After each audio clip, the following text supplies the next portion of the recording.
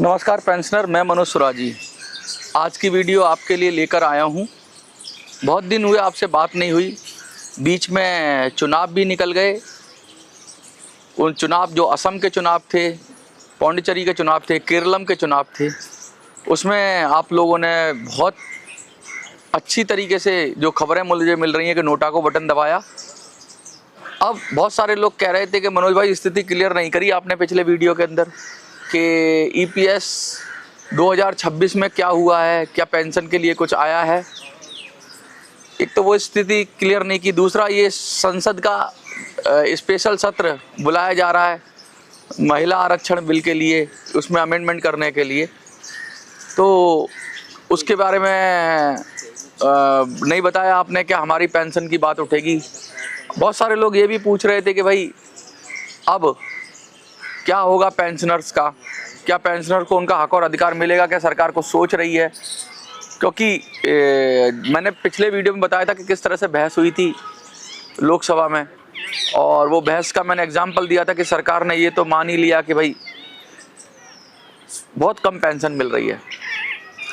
लेकिन क्या इससे मान लेने से हमारी समस्या का हल हो गया? अब कुछ लोग कह रहे थे कि आमरण अनशन करेंगे, कुछ लोग कह रहे थे कि रेल रोकेंगे। उस सब का क्या हुआ?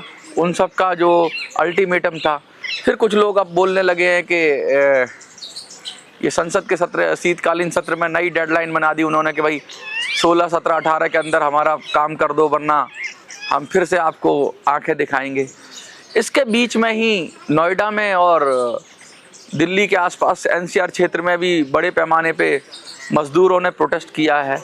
उसका इससे क्या सरोकार है, इन सब विषयों पर बात करूंगा। लेकिन मोटी बात ये है कि आपसे बात करनी थी, और उससे भी बड़ी बात ये है कि आपको समझना होगा कि सरकारों की सोच क्या है, सरकारों का माइंड सेट क्या है, और सरकारों का माइंड सेट कैसे आप लोग बैलेंस कर सकते हो। हर बार मैं यही बताता हूँ कि सरकार के माइंड सेट को कैसे आप अपने फेवर में ला सकते हो, लेकिन आप अपने अपने तरीके से अपनी अपनी बात रखते हो। कोई कुछ बोल देता है, कोई कुछ बोल देता है, लेकिन मैं जो बोलता हूँ वो आप अगर सुन लें तो शायद आपको अब तक अपनी समस्या का समाधान मिल जाता।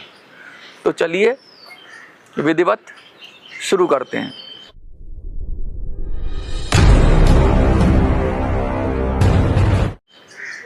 सबसे पहले यही बात कर लेते हैं कि या नोएडा के अंदर मजदूरों ने जो प्रदर्शन किया, मिनिमम वेजेस की बात हो रही थी, हिंसक प्रदर्शन हुआ। और प्रदर्शन जब हिंसक होता है तो तुरंत सरकार ने रात में, राज्य सरकार, योगी सरकार ने मिनिमम वेजेस को कमेटी बनाकर तुरंत ही उसको रेक्टिफाई किया और 2000, 2500, 3000 तक मिनिमम वेजेस में इजाफा कर दिया। तो मैं पूछना चाहता हूँ सरकारों से, क्या जो लोग हिंसा करेंगे, जो लोग खून बहाएंगे, जो लोग आगजनी करेंगे, जो लोग सरकारी संपत्ति को नुकसान पहुंचाएंगे, क्या उन्हीं को हक और अधिकार इस देश में मिलेगा? अगर कोई लोग शांति से बैठे हैं, प्रोटेस्ट कर रहे हैं, अपनी बात कह रहे हैं, तो उनको हक और अधिकार नहीं मिलेगा? सरकार क्या अहिंसा की भाषा समझती है? नहीं समझती। सरकार हिंसा की भाषा समझती है, ऐसा प्रतीत हो रहा है मुझे। क्योंकि जब हिंसा हुई तो तुरंत आनन फानन में सारा प्रशासन सक्रिय हो गया, और प्रॉब्लम थी। 10,000, 11,000 में लोगों का जीवन नहीं चलता, प्रॉब्लम थी। और प्रॉब्लम को जब हिंसा हुई तो प्रॉब्लम को आइडेंटिफाई कर लिया गया। अब कुछ नेता आके कहे इसमें पाकिस्तान का हाथ है, इसमें इधर का हाथ है, उधर का हाथ है, ये इन्फ्लुएंसर कर रहे थे, व्हाट्सएप चैट बना ली, लोगों को भड़का दिया। अरे भाई, लोगों को वो भड़का रहा था अमाउंट, आप समझो। पुलिस को भी ये समझ में आना चाहिए कि माना 1-2% लोग तो आग में घी डालने वाले होते हैं, भड़काते हैं, लेकिन आपने भड़कने के लिए तो सारा कारण बना रखा था। एक चिंगारी देने की जरूरत थी, बारूद पर तो बैठे ही थे लोग। आपने उनको इतना दबा दिया, इतना दबा दिया। जब किसी चीज़ को इतना दबा दोगे कि बर्दाश्त की हद चली जाएगी तो क्या विस्फोट होगा? वही तो कर दिया सरकार ने। प्राइवेट कंपनियां मनमानी कर रही हैं। आपने देखा है किस तरह से प्राइवेट कंपनियां 25,000 पे साइन कराती हैं और 15,000 देती हैं। हमने मेट्रो का केस दिखाया था आपको, दिल्ली मेट्रो के अंदर किस तरीके से परेशानी हो रही थी लोगों को, ये भी हमने बताया था आपको। और आपने बहुत सारे वीडियो देखे थे, बहुत सारे लोगों ने आके कहा प्रधानमंत्री को पत्र लेके, लेकिन सरकार ने किया क्या? सरकार प्राइवेट कंपनियों को मनमानी करने देती है, और जब मजदूर सड़क पर चला आ जाता है, जब आगजनी हो जाती है, तो कहते हैं कि भाई ये क्यों हो गया, फिर तुरंत आनन फानन में फैसला दे देते हैं। तो ये नहीं होना चाहिए। कम से कम सरकार को संवेदना दिखानी चाहिए, और पहले ही ऐसा कोई घटना हो जाए उससे पहले ही लोगों को उनका हक और अधिकार सुनिश्चित देना चाहिए। तो एक तो मैं ये कहना चाहूँगा। दूसरी बात मैं ये कहना चाहूँगा कि भाई 2026 ईपीएस 2026 में क्या हुआ पूरा मैंने पढ़ लिया, कहीं कोई पेंशन बढ़ोतरी का जिक्र नहीं है।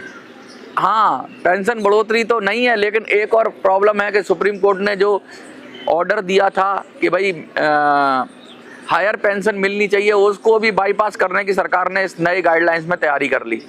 तो ईपीएस 95 में भी आपको कुछ नहीं था मिनिमम पेंशन के नाम पर, और ईपीएस 2026 में भी कुछ नहीं है। जो उसकी गाइडलाइंस आ रही हैं, जो उसकी रूपरेखा आ रही है, तो आप 9 दिन चले 2.5 कोस वाली बात हो गई है। तो अब सरकारें ऐसा कर क्यों नहीं रही है, इस विषय पे भी बात करेंगे।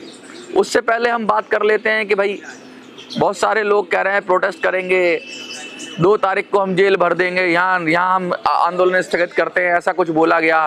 फिर 2 तारीख के बाद फिर 16 तारीख की डेट दे दी, और फिर मानसून सत्र की बात करने लग जाएंगे, फिर आके उस वाले सत्र की बात करने लग जाएंगे।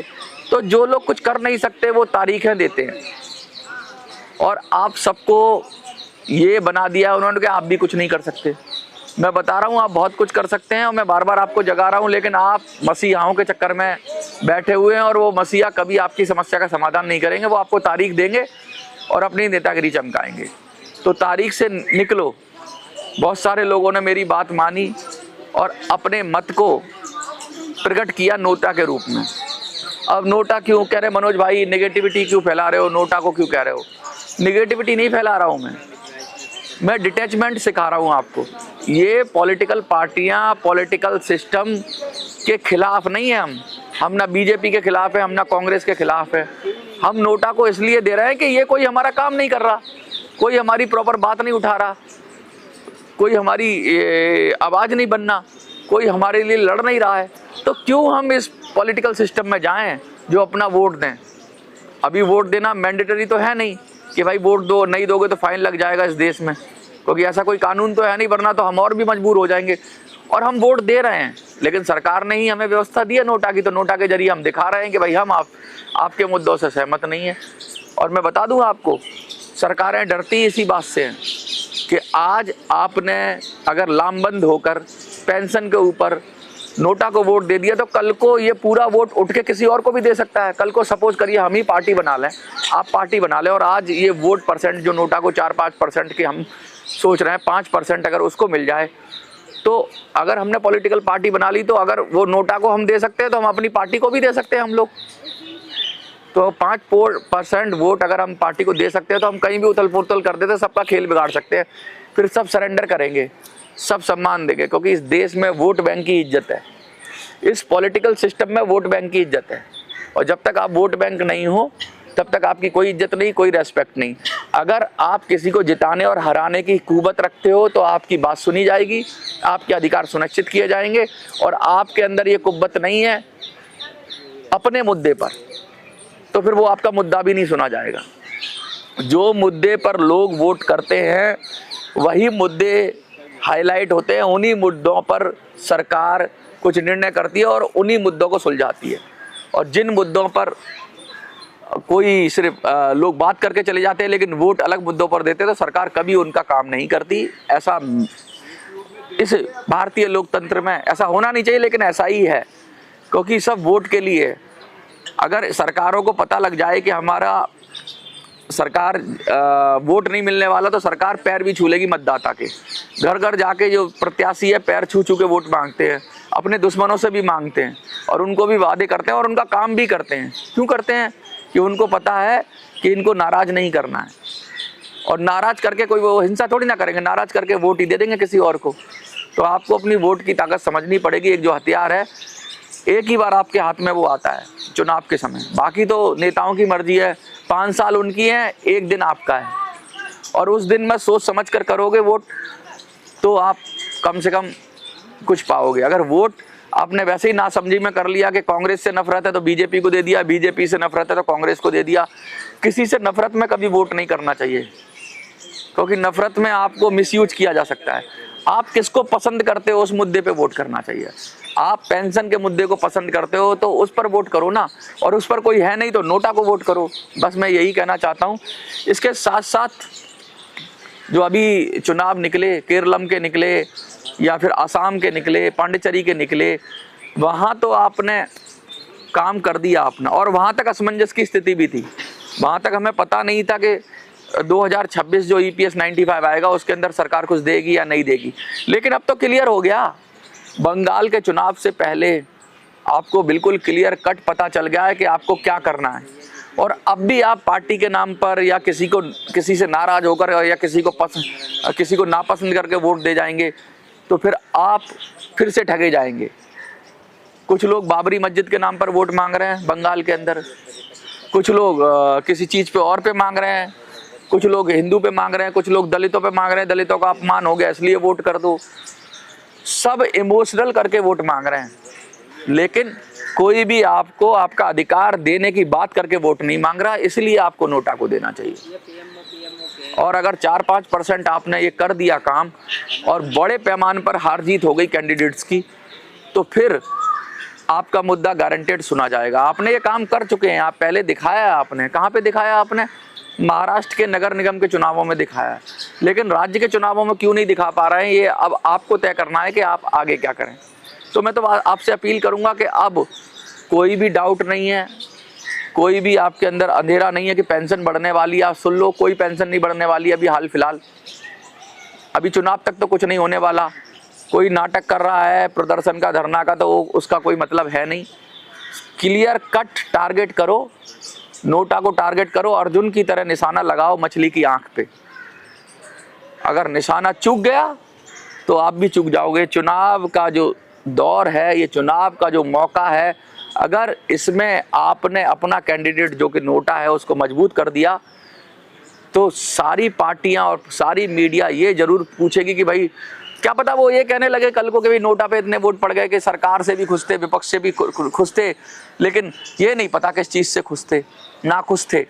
सरकार से भी नाखुश थे, विपक्ष से भी नाखुश थे, लेकिन हमें और आपको तो पता है कि हमने आपने नोटा को वोट किया है। तो कम, और ये आपको क्या लगता है कि पार्टियों को नहीं पता होगा कि किस वजह से लोग नाराज हैं?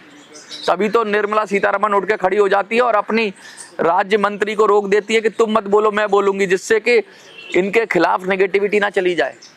तो डर तो रहे हैं ये, लेकिन कर नहीं रहे हैं।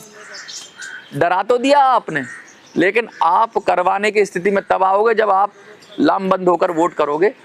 ये मैं आपको कहना चाहता हूँ। नेताओं का चक्कर छोड़ो, तैर के दरिया पार करो। अब नेताओं के चक्कर में रहोगे कि वो आपको पेंशन दिला देंगे तो भूल जाओ, नहीं मिलेगी। और पेंशन तो एक छोटी सी लड़ाई है, ये लड़ाई व्यवस्था परिवर्तन की है।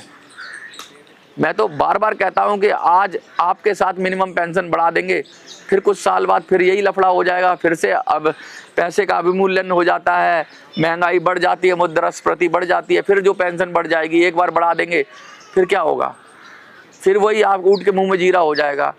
ये फॉर्मूला ही चेंज होना चाहिए, ये लूट मार बंद होनी चाहिए। और अगर सरकारें लोगों का हक और अधिकार नहीं दे सकती है तो ये योजनाएं बंद होनी चाहिए।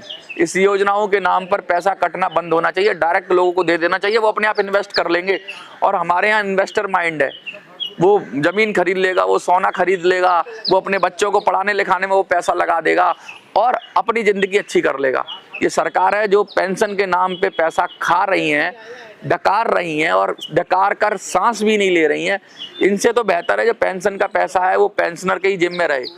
आप उद्योगपति से तो ले लेते हो पैसा, लेकिन सरकारें उसको मैनेजमेंट के नाम पर के एक संस्था तो बना दी EPO, वो मैनेज करेगी, लेकिन उसके ऊपर खुद बैठकर खुद चला रहे हैं उसको कठपुतली की तरह, और वो पैसा देने को तैयार नहीं है।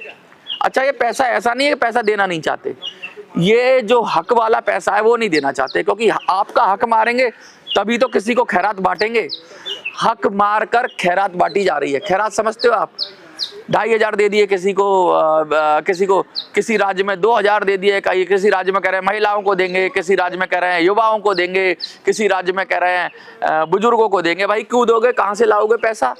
जिनका हक है उनको नहीं दोगे और जो खैरात की तरह बांटोगे। देखा ना महाराष्ट्र में कैसा हुआ कि सरकारी नौकरी कर रहे हैं और 2,500-3,000 पेंशन ले रहे हैं वृद्धावस्था, और वो कौन सी लाडली बहना भैया कौन सी पेंशन थी उसमें, और जब उनकी सबकी जांच हुई तो पता लगा आधे से ज़्यादा फर्जी थे। तो फर्जी, इनकी मर्जी फर्जी के साथ है। ये फर्जी लोगों को पैसा बांट रहे हैं, देश का खजाना, क्योंकि जिसको पैसा बांटेंगे वो मसीहा कहेगा, जिसको मुफ्त में मिलेगा वो तो इनके हाथ जोड़ेगा, और जिनका हक का मिलेगा वो क्यों हाथ जोड़ेगा? उसका तो पैसा ही था, उस पर एहसान थोड़ी ना किया। तो ये आपके पैसे को काट कर खा कर दूसरों पर एहसान जताकर वोट ले रहे हैं। ये नीति आपको समझनी पड़ेगी। कुछ कहता है इसे पॉपुलरिस्टिक गवर्नमेंट कहते हैं कि गवर्नमेंट भैया फ्री फ्री फ्री फ्री देती है। फ्री कहाँ से दे देगी गवर्नमेंट?